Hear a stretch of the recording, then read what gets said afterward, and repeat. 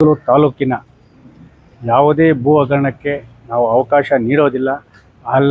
ಎಲ್ಲ ದಾಖಲೆಗಳನ್ನು ಸರ್ಕಾರಿ ಗೋಮಾಳ ಇರ್ಬೋದು, ಕೆರೆ ಇರ್ಬೋದು, ಮಣ್ಣುತೋಪುಗಳು ಎಲ್ಲ ಒಂದು ಸ್ಕ್ಯಾನಿಂಗ್ ಆಗಿ ಅದು ಭದ್ರವಾಗಿ ಇದೆ.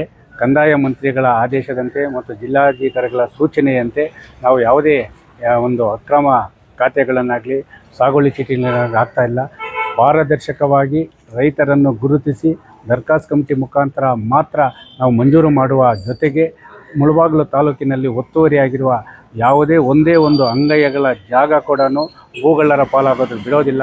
ಅದನ್ನು ಪ್ರಾಮಾಣಿಕವಾಗಿ ಉಳಿಸಿ ಅದನ್ನು ತಾಲೂಕು ಆಡಳಿತ ವಶಕ್ಕೆ ಪಡೆಯುವ ಜೊತೆಗೆ ಅಭಿವೃದ್ಧಿ ಕಾರ್ಯಗಳ ಜೊತೆಗೆ ದೇವರಾಜ ಸಮುದ್ರ ಕಂದಾಯ ವ್ಯಾಪ್ತಿಯಲ್ಲಿರುವ ಕೈಗಾರಿಕಾ ಪ್ರದೇಶಗಳನ್ನು ಸ್ಥಾಪನೆ ಮಾಡಿ ಕೃಷಿ ಆಧಾರಿತ ಮತ್ತು ಮಾವು ಸಂಸ್ಕರಣಾ ಗದ್ದೆಗಳಿಗೆ ಹೆಚ್ಚಿನ ಆದ್ಯತೆಯನ್ನು ನೀಡುವ ಜೊತೆಗೆ ನಮ್ಮ ತಾಲೂಕು ಕಚೇರಿಯಲ್ಲಿ ಇನ್ನು ಮುಂದೆ ಯಾವುದೇ ಒಂದು ಇಲೀಗಲ್ ಅಂದರೆ ಅಕ್ರಮ ಭೂ ದಾಖಲೆಗಳ ಮಾರಾಟಕ್ಕೆ ಮತ್ತು ತಿದ್ದುಪಡಿಗೆ ಅವಕಾಶ ಇಲ್ಲ ಅಂತೇಳಿ ನಮ್ಮ ತಹಶೀಲ್ದಾರರಾದಂಥ ಗೀತಾ ಮೇಡಮ್ ಅವರು ನಮಗೆ ಭರವಸೆ ನೀಡಿದ್ದಾರೆ. ನಾವು ಅದನ್ನೇ ಕೇಳ್ತಾ ಇದ್ದೀವಿ. ಸರ್ಕಾರಿ ಆಸ್ತಿಗಳನ್ನು ಉಳಿಬೇಕು.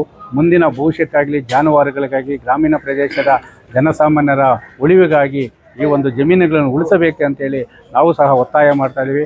ಇನ್ನೂ ಒತ್ತುವರಿಯಾಗಿರುವ ಜಮೀನುಗಳನ್ನು ತೆರವುಗೊಳಿಸಲು ಸರ್ವೆ ಇಲಾಖೆಯ ಸರ್ವೆ ಅಧಿಕಾರಿಗಳ ಸಮಸ್ಯೆ ಇರೋದರಿಂದ ಈ ಕೂಡಲೇ ಸಂಬಂಧಪಟ್ಟ ಮಾನ್ಯ ಜಿಲ್ಲಾಧಿಕಾರಿಗಳನ್ನು ಮತ್ತು ಅಪರ ಜಿಲ್ಲಾಧಿಕಾರಿಗಳು ಮತ್ತು ಉಪವಿಭಾಗಾಧಿಕಾರಿಗಳು ರೈತ ಸಂಘದ ನಾವು ಒತ್ತಡ ಹಾಕಿ ಮುಳಬಾಗಿಲು ತಾಲೂಕಿನ ಭೂಗಳ್ಳರ ಕಪಿಮುಷ್ಟಿಯಲ್ಲಿರುವ ಸರ್ಕಾರಿ ಜಮೀನುಗಳನ್ನು ಒತ್ತುವರಿ ತೆರವುಗೊಳಿಸಲು ವಿಶೇಷವಾದ ಒಂದು ಸರ್ವೆ ಅಧಿಕಾರಿಗಳನ್ನು ನೇಮಕ ಮಾಡಲೇಬೇಕು. ತಾಲೂಕು ಕಡೆಗೆ ಸಂಧಿಸಬೇಕಂತ ನಾವು ಸಹ ಮನೆ ಜಿಲ್ಲಾಧಿಕಾರಿಗಳನ್ನು ಈ ಮೂಲಕ ಒತ್ತಾಯ ಮಾಡಿ ನಾವು ಹೇಳಿದಷ್ಟೇ ರೈತ ಸಂಘದಿಂದ ಪ್ರಾಮಾಣಿಕವಾಗಿ ಈ ಒಂದು ಮುಳಬಾಗಿಲು ತಾಲೂಕಿನ ಭೂಗಳ್ಳರ ಹಟಾವು ಸರ್ಕಾರಿ ಆಸ್ತಿಗಳು ಬಚಾವೋ ಎಂಬ ಒಂದು ಹೋರಾಟವನ್ನು ಮಾಡುವ ಮುಖಾಂತರ ಸರ್ಕಾರಿ ಆಸ್ತಿಗಳನ್ನು ಉಳಿಸುವ ಜೊತೆಗೆ ಪ್ರಾಮಾಣಿಕವಾಗಿ ಸರ್ಕಾರಿ ಆಸ್ತಿಗಳನ್ನು ಉಳಿಸಲು ಮುಂದಾಗಿರುವ ತಾಲೂಕು ದಂಡಾಧಿಕಾರಿಗಳಿಗೆ ರೈತ ಸಂಘದಿಂದ ಸಂಪೂರ್ಣವಾದ ಬೆಂಬಲವನ್ನು ನೀಡುವ ಒಂದು ಭರವಸೆ ನೀಡ್ತಾ ಇದೆ.